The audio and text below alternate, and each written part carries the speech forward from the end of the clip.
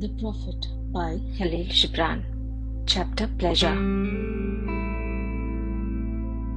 Then a hermit who visited the city once a year came forth and said, "Speak to us of pleasure." And he answered, saying, "Pleasure is a freedom song, but it is not freedom. It is the blossoming of your desires, but it is not their fruit. It is a depth calling unto a height, but it is not the deep nor the high. It is the caged taking wing, but it is not space encompassed.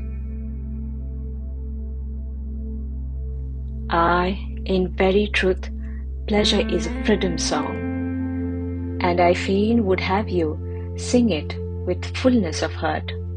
Yet I would not have you lose your hearts in the singing. Some of your youth seek pleasure as if it were all, and they are judged and rebuked. I would not judge nor rebuke them. I will have them seek, for they shall find pleasure, but not her alone. 7 are her sisters, and the least of them is more beautiful than pleasure. Have you not heard of the man who was digging in the earth for roots and found a treasure? And some of your elders remember pleasures with regret, like wrongs committed in drunkenness.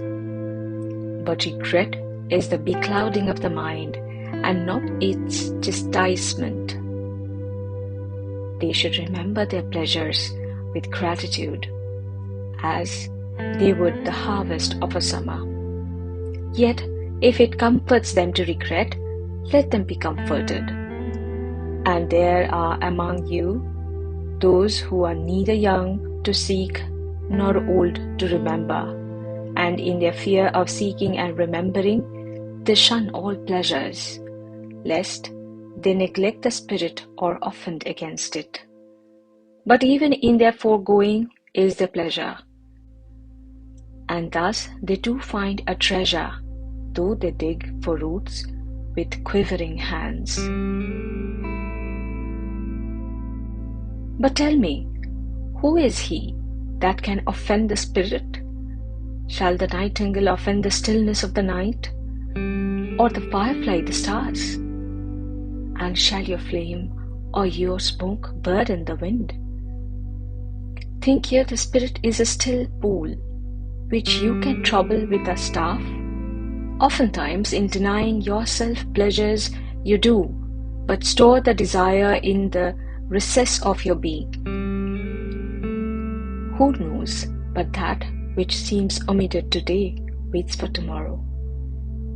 Even your body knows its heritage and its rightful need, and will not be deceived.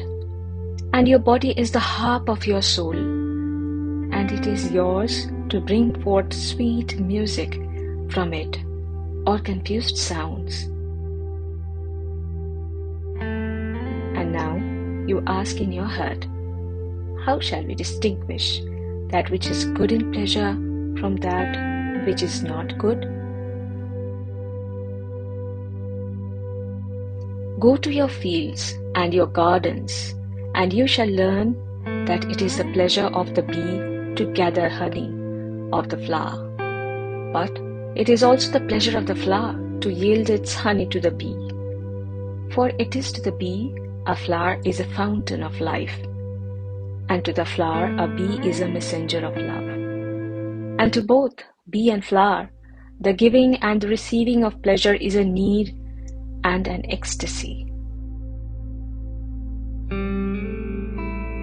People of Orphalese, be in your pleasures like the flowers and the bees.